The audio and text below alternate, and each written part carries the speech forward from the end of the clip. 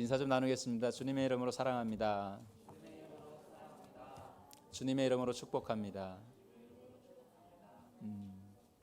영상으로 보고 있을 우리 사랑하는 천원리 전원교회의 모든 성도 여러분, 축복합니다. 여러분 잘 지내고 있죠? 예배 잘 드리고 있으리라고 확신합니다. 인증샷 올리십시오. 네. 오늘 여러분과 함께 드릴 예배의 말씀 제목은 비대면 예배, 대면 예배 뭐 이렇게 좀 정해봤습니다. 아주 이 단어가 요즘에 또 유행처럼 유행이라고 하긴 좀 슬프지만 어쨌든 문자가 올 때마다 또 이런 단어들이 섞여서 옵니다. 로마서 12장 1절에 2절의 말씀은 우리가 너무나도 잘 아는 본문이고 또 우리가 수없이 설교를 통해서 성경 공부를 통해서 들었던 말씀들입니다. 그렇지만 한 번 더 여러분들과 함께 은혜를 나누고자 합니다. 여러분, 씨를 뿌렸다고 모두 풍성한 결과를 맺을 수 있는 것은 아닙니다. 어느 해는 또 풍작을 이루는 그런 곡식을 많이 거두는 풍년의 해가 있는가 하면 또 올해처럼 이렇게 비가 많이 오고 또 폭염이 시작되고 하는 이런 계절에는 또 흉작이 될 수도 있습니다. 어려운 과정들이 잘 지났다 싶었지만 또다시 우리가 알 수 없는 여러 가지 변수들이 찾아옵니다. 저도 역시 마찬가지입니다. 저는 작년에 비해서 히카마를 2배를 더 심었어요. 씨값도 비싸서 2배를 더 심었는데 그런데 작년에 비해서 3분의 1도 수확을 못했습니다. 50일 넘게 비가 오면서 물이 잘 빠지지 않아서 낮은 곳에 있는 그 히카마들은 거의 다 상해서 못 쓰게 되었습니다. 그래서 뭐 어떻게 그냥 쓸 수 있는 것들만 이렇게 수확을 해서 나머지는 다 갈아엎었습니다. 뭐 어쨌든 그렇게 해서라도 빨리 서둘러서 또 배추를 심을 수 있어서 또 어제 밭을 정리하고 우리 박임춘 형제가 트랙터로 로타리 작업을 했는데 하자마자 갑자기 또 비가 쏟아졌어요. 이것도 예상치 못했던 일입니다. 저는 비가 분명히 조금 내릴 거야 이렇게 생각을 했는데 밭이 다시 물에 잠겨서 배추 심는 시기가 아마 늦어지지 않을까 걱정이 됩니다. 또 26일 날 또 태풍이 또 우리나라를 관통한다고 하죠. 그래서 우리는 어쨌든 우리의 생각과 의도대로 뭐 계획은 하지만 그것이 우리 뜻대로 되는 것은 아닌 것 같습니다. 이렇듯 우리의 예상과 결과물이 나오면 좋지만 여러 가지 문제점들이 다시 찾아와서 예전보다 안 좋은 환경에 처하기도 합니다. 코로나로 우리의 삶도 어떤 예측을 할 수 있을지 아무도 모릅니다. 곧 끝나고 정상적인 삶이 찾아오리라고 생각했지만 또다시 감염자가 생기면서 더 심각한 상황으로 우리에게 다가오고 있는 것이 현실입니다. 그 결과 우리의 예배도 앞으로 어떻게 전개될지 아무도 모릅니다. 단지 발빠른 교회들은 온라인 예배에 많은 투자를 하면서 앞으로 온라인 예배를 또 전환해서 또 위기를 어떤 기회로 이렇게 극복하려고 하는 교회들이 많이 나타나고 있습니다. 그러나 반면에 도시의 작은 교회들은 올해 문을 닫는 교회의 숫자가 상당히 많이 늘어났습니다.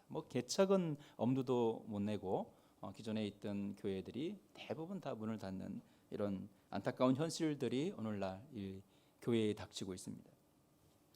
여러분, 또 이러한 문제의 논쟁도 뜨겁습니다. 온라인 예배로 드려서 지금의 어려운 시간을 잘 넘겨야 한다는 교회도 있고 또 반면에 예배는 교회에서 드리는 것이 당연하다는 말로 또 그렇게 이야기하는 교회들도 있습니다. 그래서 여러 가지 교회도 한 목소리를 내지 못하고 갈등의 요소들을 가지고 있는 것이 현실입니다. 여러분, 우리 교회 내에서도 의견이 분분한 것으로 알지만 차마 자신의 의견을 내놓기가 힘든 상황이라고 생각을 합니다. 담임 목사가 이렇게 합시다 저렇게 합시다 하면 참 좋겠는데 그죠? 그런 중심을 잡고 한 방향으로 가서 이렇게 하면 좋겠는데 저도 처음인지라 저도 처음 겪는 어떤 그런 경험의 상황들 아닙니까? 그죠? 당황하기는 여러분과 저도 마찬가지입니다.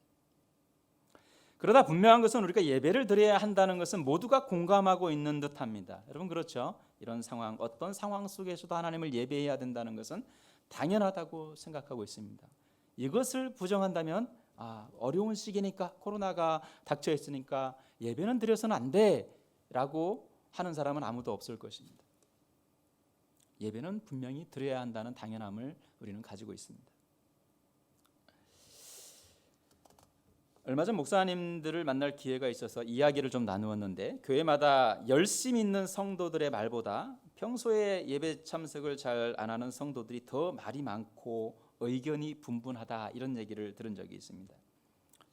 예전에 한 교회에서 담임 목사가 다른 교회로 떠나면서 그 교회에 이제 목사님, 담임 목사님석이 공석이 된 중형 교회가 있습니다. 이제 교인도 꽤 되는 교회인데, 이제 부교육자인 전도사님이 이제 있어서 어쩔 수 없이 이제 담임 목사의 그 직무를 대행해야 되지 않습니까, 그죠? 그런데 이제 교회 중진들이 있다 보니까 교회 중진들이 이 이야기를 이제 그분들의 회의와 뭐 여러 가지 결정들, 다음 담임 목사님이 올 때까지의 여러 가지 예배와 뭐 또 교회 관리, 이런 것들을 같이 의논해서 해 나가야 되지 않겠습니까, 그죠? 그래서 이제 회의를 했다고 합니다. 근데 그 회의 내용 중에 한 문제는 수요 예배를 드릴 것인가 말 것인가에 관한 문제였답니다.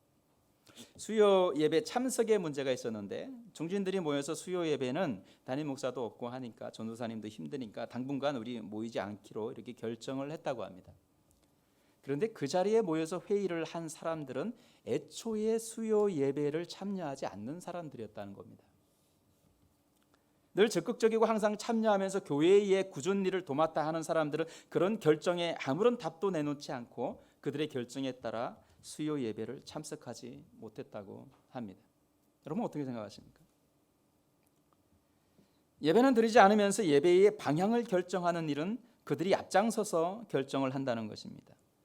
부사역자였던 전도사님은 또 이런 결정을 보면서 담임 목사가 이 교회를 떠날 수밖에 없는 상황들을 이해할 수 있었다, 이렇게 이야기하는 소리를 들었습니다.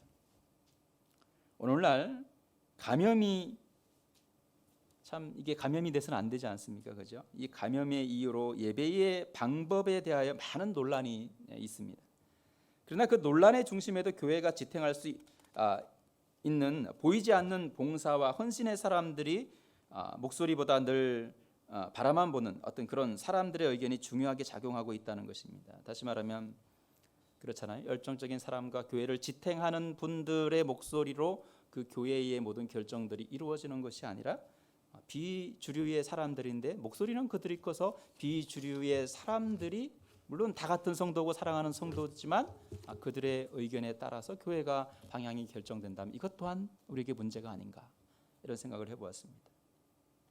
뭐 우리 같이 작은 교회야 서로 협의하기가 쉽지만 큰 교회들은 이런 분위기에 신실한 신앙인들이 마음에 상처를 입는 경우가 상당히 많다고 합니다. 열심인 사람들은 그 일들에 대하여 많은 의견을 내지 않습니다. 헌금도 하지 않는 사람들이 교회에서 헌금을 강요한다고 이야기합니다. 대부분 그 사람들이 헌금의 이야기를 하는 사람들의 얘기를 들어보면 그들 역시 헌금을 하고 있지 않는 사람들입니다. 신실한 신앙인들은 그러거나 말거나 자신이 해야 할 부분에 대해서는 여전히 묵묵히 그 일을 감당합니다. 교회 밖에서 보는 사람들은 비대면 온라인 예배를 강행하는 것을 꺼려하는 이유가 예배 헌금이 줄어들기 때문이라고 비꼬면서 말하기도 합니다. 여러분 그런 얘기 많이 들었죠?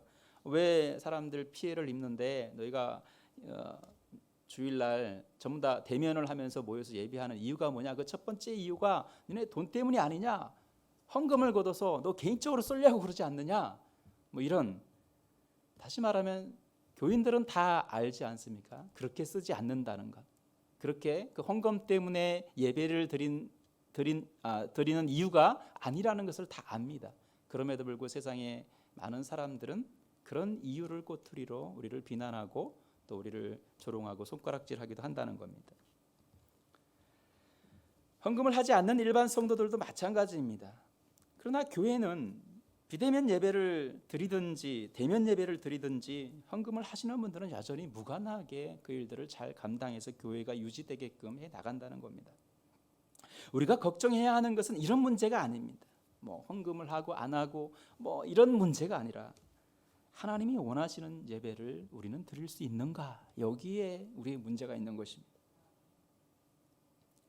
오늘 본문에 하나님께 드리는 예배는 너희 몸을 하나님이 기뻐하시는 산 제물로 드리라는 것입니다. 하나님이 기뻐하시는 산 제물의 예배는 어떤 것입니까? 우리가 살아가는 일상의 삶 전체를 예배로 드리는 것입니다. 오늘 1시간 예배를 드리고 집으로 돌아가면 예배가 끝난 것이 아니라 우리의 삶 전체가 예배인 것입니다. 예배의 삶 속에서 잠시 성도들과 함께 모여서 드리는 예배의 일부일 뿐입니다. 예배 시간은 믿음의 자세로 앉아 있는 것이 아니라 우리가 살아가는 모든 삶 속에서 거룩하게 구별된 삶으로 하나님께 드리는 예배가 어떤 예배라고요? 하나님께 드리는 산제사로 드리는 예배라는 것입니다. 만약 여러분이 온라인 예배를 원하신다면 더 많은 주의가 필요하게 될 것입니다. 사람과의 대면이 없지만 1:1 하나님과의 대면에서 여러분은 더욱 가까워져야 할지 모릅니다. 오히려 온라인 예배를 드리면서 여러분 더 두려움과 하나님 나에게 말씀하시는 일들에 대해서 바르고 정직한 면으로 하나님께 나아가야 할 것입니다. 교회에서 드리는 예배는 그래도 사람들을 의식하면서 내 몸가짐을 좀 조심하고 드리는데 온라인 예배를 드리면 우리에게 너무나 자유로운 방법의 예배가 될 것입니다. 그러다 보면 자칫 하나님께 집중하지 못하고 사람들의 시선에서 벗어난 자유가 예배를 더욱 방해할지 모른다는 것입니다. 편안함과 게으름이 우리의 예배를 방해할 수 있다는 것입니다. 우리 교회도 오랜 기간 온라인 예배를 병행하면서 예배 시간에 들어오는 다시 로그인해서 들어오는 사람들을 이렇게 좀 확인할 수가 있습니다. 숫자가 뜨죠. 오늘 몇 명이 시청했고 실시간으로 몇 명이 들어와 있는지. 아마 지금도 저 위에 방송실에 있는 우리 영준 형제는 지금 영상에 몇 명이 들어와 있는지 분명히 알고 있을 것입니다. 이 영상 예배를 쭉 하다 보니까요, 사람들의 숫자가 점점 줄어듭니다. 이젠 아예 로그인하지도 않는 상태가 생기면서 장기 결석자가 생기고 연락마저 잘 안 되는 사람들도 있습니다. 오늘 본문 2절에 이렇게 말합니다. 너희는 이 세대를 본받지 말고 오직 마음을 새롭게 함으로 변화를 받아 하나님의 선하고 기뻐하시고 온전하신 뜻이 무엇인지 분별하도록 하라 라고 말합니다. 내 뜻이 아닌 하나님의 뜻을 분별할 수 있어야 합니다. 예배의 장소, 방법의 문제가 아니라 하나님의 뜻을 알고 그분이 원하는 산제사의 방법으로 하나님을 영화롭게 해야 한다는 것입니다. 하나님의 뜻은 분명 사람을 살리는 것입니다.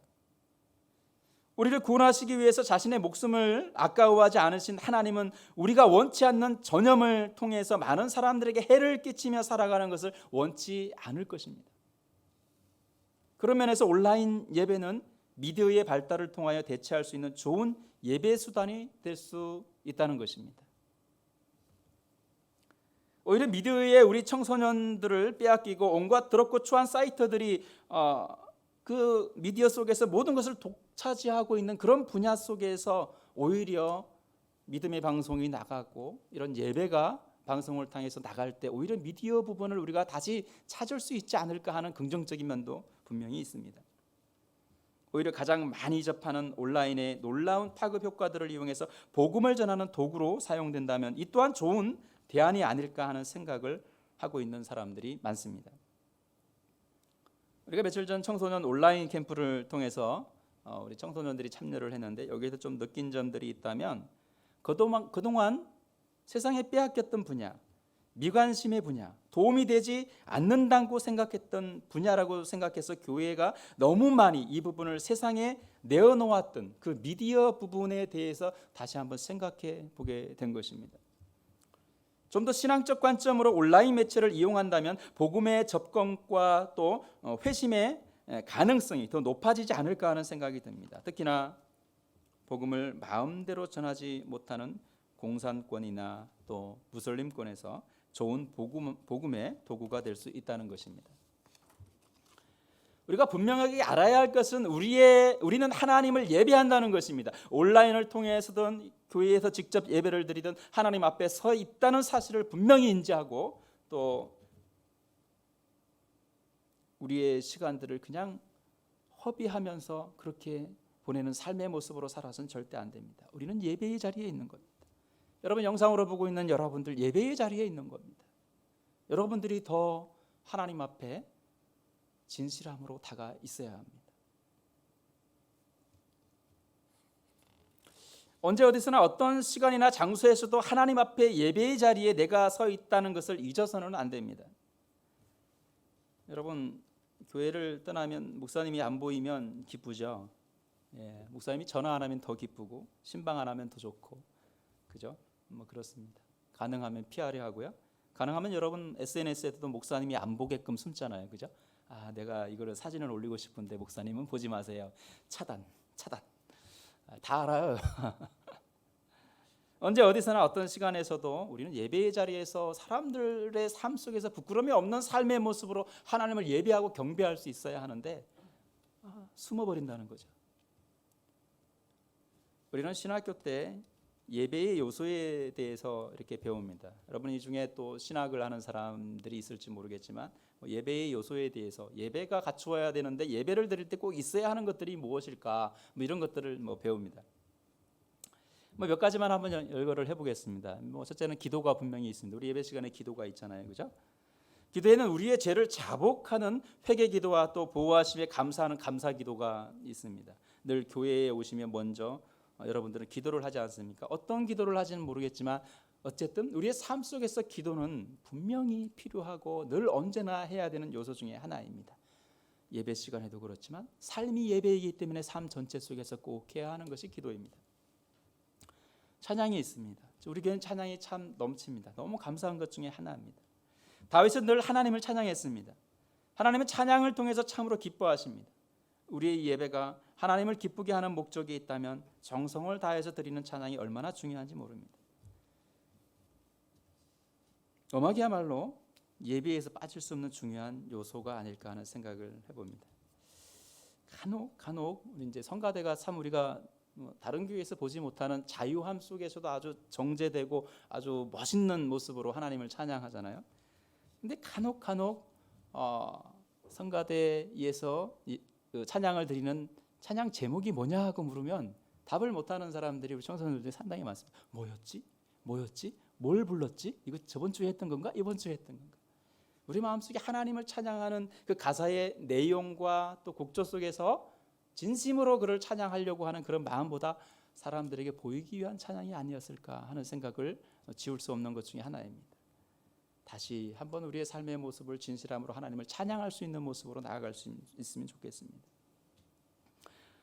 또한 예배 중에 말씀이 빠지지 않지 않습니까? 그죠? 말씀은 우리가 빼놓을 수 없는 부분입니다. 예배를 통해서 우리의 모든 것을 드리는 것이 우선이지만 또 예배를 통해서 하나님이 우리에게 말씀하심을 우리는 경험하게 됩니다. 우리는 그 말씀을 통해서 회복되어지고 또 우리의 잘못들을 반성하게 되고 또 새로운 삶에 대한 도전도 우리 속에 또 생겨나게 됩니다.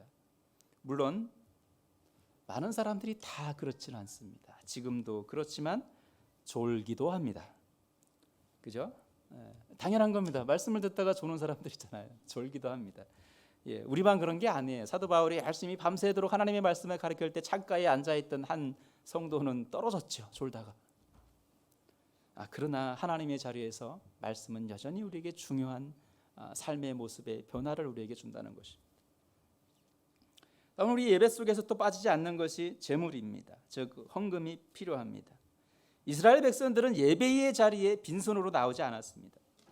그들의 삶의 정도에 따라서 흠이 없는 짐승이나 또 비둘기, 그것도 가지기 힘들었던 사람들에게는 하나님께서 뭘 가지고 오겠습니까? 고운 가루를 가지고 와서 하나님께 드렸습니다. 드림은 예배의 아주 중요한 요소입니다. 그러나 이 부분에 대해서 많은 사람들이 상처를 입고 아파하기 때문에 잘 이해기를 못하는 것뿐이지만 예배 속에서는 드림이 항상 있어야 됩니다. 그것이 많이 드리고 적게 드리고의 관계가 아니라 하나님께서 그 어려운 사람들의 삶의 형편들을 다 파악을 해서 그들의 삶의 정도에서 드릴 수 있게끔 성경은 기록하고 있습니다. 또 뭐가 있을까요? 성찬이 있습니다. 성찬을 통해서 예수님의 피 흘림을 생각하고 우리의 구원을 이루신 십자가를 생각하면서 예수님을 늘 생각할 수 있고 그를 기념할 수 있는 그런 우리가 잊어서는 안 되는 그리스도의 피와 십자가의 복음을 잊어서는 안 되는 기념적인 예식으로 우리가 아주 중요하게 생각하고 있습니다. 우리가 드리는 예배의 순서들은 성경을 토대로 이렇게 하면 아주 기쁘게 예배를 드리겠구나 하는 것들을 담아서 순서를 정해서 여러분 주보에 나와 있는 순서대로 따라서 이렇게 첨가하거나 때로는 상황에 따라서 그 순서를 또 생략하기도 합니다. 이런 순서대로 해라라고 성경에 기록되어 있지 않지만 성경을 전체적으로 봤을 때 이렇게 드리면 하나님이 기뻐하시겠구나 하는 것들을 우리 선조들은 그렇게 알았고 그렇게 예배를 드려왔던 것입니다. 온라인 예배든 오프라인 예배든 우리는 이 시기에 하나님께 드리는 예배가 신령과 진정으로 드리는 예배의 자리에 있는지를 분명히 인식하며 살아야 한다는 것입니다. 여러분, 온라인 예배를 통해서 우리의 믿음이 점점 후퇴한다고 여러분 스스로가 생각이 된다면, 불만과 불평과 교회 가기 싫은 마음들이 점점 더 생겨난다면 여러분 지금 당장 교회로 달려와야 합니다. 내가 한 번 더 이렇게 드렸더니 가고 싶지 않아 이런 마음이 생긴다면 여러분 교회로 달려와야 합니다. 또한 우리가 있는 자리에서 하나님을 경배하며 이웃에 대한 책임을 말한다면 우리는 이 자리에서 예배를 포기하고 온라인 예배를 통해서 사회적 배려와 사랑을 실천할 수 있는 크리스찬들이 또한 되어야 합니다. 중심은 하나님을 예배하고자 하는 열정과 열망은 변하지 말아야 하고 예배는 분명히 드려야 한다는 사실을 우리는 늘 기억해야 합니다. 우리가 어떤 자리에 있든 무엇을 하든 우리가 중요하게 여겨야 하는 것은 예배를 드려야 한다는 것입니다. 우리는 모두가 대면하며 예배하는 날이 속히 오기를 고대합니다. 여러분, 온 이스라엘 백성들이 예루살렘을 그리워하며 그 방향을 향해서 정해진 시간마다 예배를 행했던 그들이 나라 없이 포로로 끌려갔던 시절들을 기억할 것입니다. 그죠? 얼마나 그 성전이 그리웠고 예루살렘 성에 가서 예배하는 것이 그리웠으면, 그죠? 예레미야나 느헤미야가 성전을 건축하면서 그 일을 그들의 사명으로 목적으로 평생을 생각하며 살았던 모습들을 우리가 기억할 때 우리가 최종적으로는 다시 하나님의 성전으로 달려가서 모임의 삶의 모습을 살아야 합니다. 그러나 그런 여건들이 안 됐을 때는 이 포로 생활을 했던 이들도 그들의 자리에서 하나님의 성전을 향해 바라보며 예배했던 모습을 우리는 기억해야 합니다. 드리기 힘든 상황일수록 더 열심히 주님의 자리로 나아가려는 노력이 필요하고 우리의 마음을 담아서 현재 살고 있는 삶에 최선을 다하며 이웃들에게 모범적 사랑을 또한 실천을 해야 합니다. 우리의 신앙이 정치적인 방향으로 흘러서는 안 됩니다. 지금 이 신앙의 삶의 모습들이 많은 사람들이 얘기하듯이 정치적인 어떤 그런 목적으로 많이 사용되고 있는 것들이 사실인지 아닌지는 모르겠지만 어쨌든 그런 마음들이 우리에게 있는 것은 좀 사실인 것 같습니다. 예수님도 수없이 정치적 유혹을 받았습니다. 그러나 예수님은 가이사의 것과 또 즉 세상 것과 하나님 것을 분명하게 구별했다는 사실을 여러분 기억하시기 바랍니다. 그래서 교회는 정교 분리의 원칙을 고수하면서 어떤 정치에 관여하지 않고 하나님을 바라보며 오로지 복음적인 삶의 모습에서 그들의 영혼과 그들의 형편을 살피는 것이 저는 옳다고 생각합니다. 그래서 교회는 정교 분리의 원칙이 합당하다 이렇게 생각을 합니다. 이런 어려운 시기에 우리는 나와 하나님의 관계에 좀 더 옳은 관계를 형성하려고 노력해야 합니다. 다양한 방법으로 예배의 자리에 있는 우리 사랑하는 성도 여러분, 지금 이 자리에 와 계신 분들, 또 영상으로 보고 있을 여러분, 비대면 또는 대면 예배가 중요한 것이 아니라 거룩한 산 제물로 드려지는 예배가 중요합니다. 거룩한 산 제물로 드리는 예배의 삶이 우리의 모든 삶에 흘러 넘치기를 간절히 축원합니다. 기도하겠습니다.